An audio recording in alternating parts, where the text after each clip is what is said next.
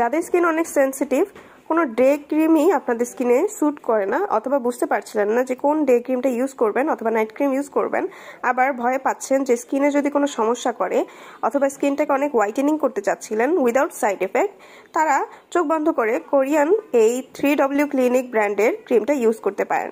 এই ক্রিমটার নাম হচ্ছে 3W clinic crystal white milky cream. স্কিনকে গ্লো এবং ফর্সা দিবে এবং আপনার স্কিনে গোলাপি আভা আনবে, ত্বকের বলিরেখা উইঙ্কেলস দূর করবে, ডার্ক স্পট থাকলে রিমুভ করে ফেলবে এবং ত্বককে করবে স্মুথ এবং সুন্দর, ত্বক হয়ে উঠবে দীপ্তিময়।